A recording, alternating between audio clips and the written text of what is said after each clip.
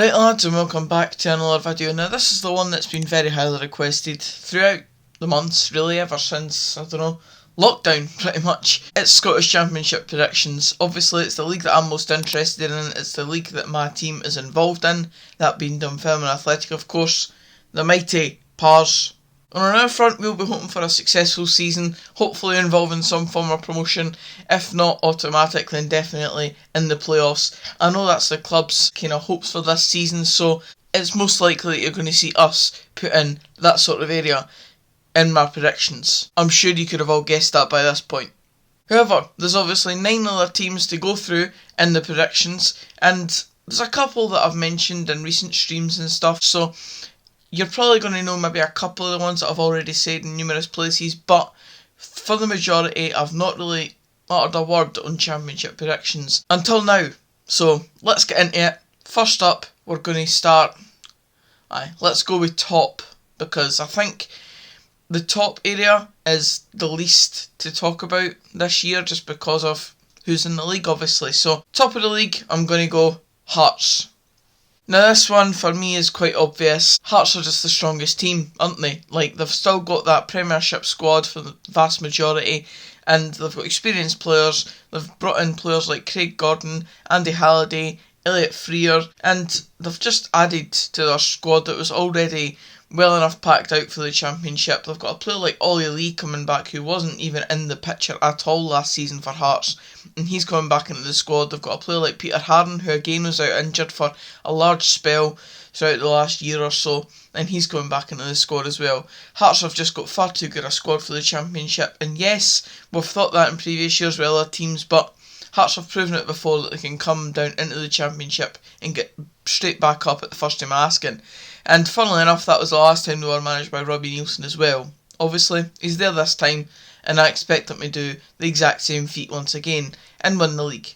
So now it's time to cover the teams that are going to finish in the promotion playoff places. Now it is going to seem like it's very similar to last season's finishing, because I don't really think there's going to be much difference in the quality of the teams in terms of going from last season into this season. Obviously I'm going to have my team in there because I think we have improved from last season, even though I had us finishing in the playoffs for pretty much all season last season. I expected us to finish there eventually and we didn't, but I've got faith in us this season. We've recruited well, but I don't have us sit in second place. I've prompted for Dundee to finish in second place. Now I think they've recruited very well once again. They've brought in decent players. They've brought in Lee Ashcroft after he left Dunfermline. They've obviously brought in the addition of Charlie Adam as well. And there's a couple of other additions that have added nicely to their squad. Alex Jakubiak, Danny Mullen.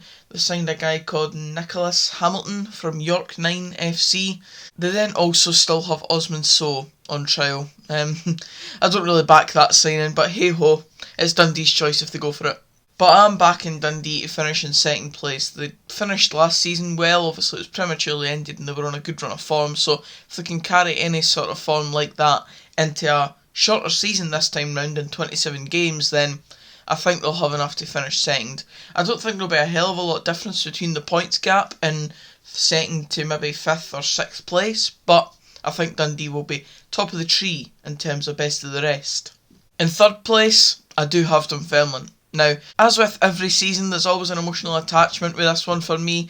I'm always going to have Dunfermline probably sitting up there in the Championship, because I always believe that we're going to have that final push to get us into those promotion places and hopefully have a chance of getting promoted to the Premiership. And if you're a football fan and you didn't have those hopes of your team, unless you're a team that's never going to really amount to things like that, like breaking in the Championship for example, if you've not got that hope for your team to get promoted every season, then I don't see the point, really. There is no point in a team like Dunfermline not having aspirations to finish at least in the promotion playoffs, and especially with the way we've recruited, the players we've brought in players like Stephen Whittaker, who is not going to be a pushover in terms of he won't not want to achieve something this season. And then you've got Declan McManus, highest goal scorer in League 1 last season. Kevin O'Hara, third top scorer in the Championship last season outside of Kevin Nisbet and Lawrence Shankland. And we all know what feats they managed in the league last season, especially myself with Kevin Nisbet, of course, playing for Dunfermline. But I just think overall we've recruited really well. A player like Dom Thomas coming in, Owen Fon-Williams at the back, Paul Watson coming from Dundee United as well. There's been a lot of smart additions from us, and I really like the squad, how it's shaped up.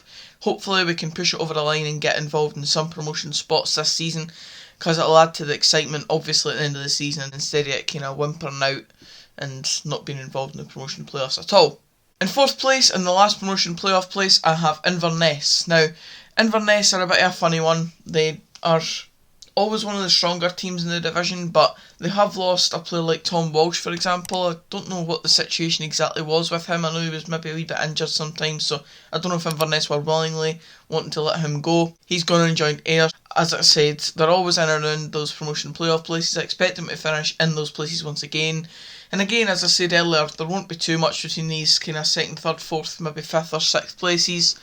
But I think Inverness will still have enough to creep into those promotion playoff places because they do have some quality throughout their squad still. Fifth place and just missing out the promotion playoffs, and it's mainly just because I just think the other teams have recruited better and they've had a better start to their season in terms of the pre-season results, and obviously a lot of folk don't like to read into them very much, but I am for this purpose because there's not really much else to go off of this season. So I'm going to have Ayr United finishing in 5th place and just missing out on the promotion playoffs. It's nothing really personal. I just think that one team has to miss out that's good enough to get in there anyway, but some team has to miss out, and for me it's going to be Ayr United this season. I may be wrong, as I said, it'll be tighter in that area.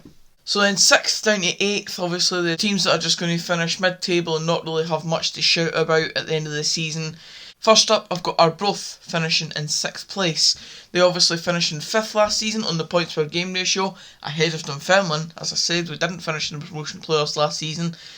Arbroath done really well last season, there's no denying that. Dick Campbell had his team playing very good in terms of the way he set them up, and they just knew their roles. And having a player like Tim O'Brien at the back signed up for long-term future at Arbroath, that's a good setup for them. And I just think because they've got Dick Campbell there, it's not going to slip too much because they've got that good setup and good ethos around the place at Arbroath. So I'm going to have them finishing 6th and staying up for another season. 7th, Wraith Rovers. They're just newly promoted, but I do reckon that they're going to have a good season. I've just got a feeling in my head, even though they're the 5 rivals and I'll be wanting us to defeat them every single time that we go out on the pitch in a 5 derby, I think Wraith Rovers will actually have a decent enough season and one that they can be proud of coming back up into the Championship for the first time in, I think it's around 3 seasons. So I think they'll have a decent enough season and finish in those mid-table places and then be able to build on for the next season and probably want to push up for those kind of promotion playoff places that everyone wants to vie for in the league. And lastly, before we go into the relegation places, is Greenock Morton. I'm never too optimistic about Greenock Morton. They're just one of those teams that I'm never really that keen on in terms of their aspirations to push up into the promotion playoffs. I don't see them as a team that's got the quality throughout their squad regularly enough to push up into those spots, and they obviously didn't finish anywhere really near that last season, so I've never really, as I said, had that aspirations for Greenock Morton to finish anywhere near the promotion playoffs, hence why I have them in 8th again this season. They've not really backed up many trees in the transfer market so far, so I don't see any reason why I should be really backing them to go on and finish anything massively above where I've got them in 8th. And now finally we'll move into the relegation spots, and first up obviously the relegation playoff place, and that being Alloa Athletic. Now I think it's a wee bit harsh for me to put them here, but it's just something that's in my gut a bit that's saying that they're just going to slide off a wee bit this season. It's maybe just a loss of Kevin O'Hara, for example, that's pushing me to say it. Loss of a striker like that. They've not really got another option like that available to them at the moment. They may go on to sign someone that comes up with the goals for them, but as far as I can see right now, even though they've still got that base of the squad that's done well for them over recent years, I think they might just slip off that wee bit this season and finish in the relegation playoff place.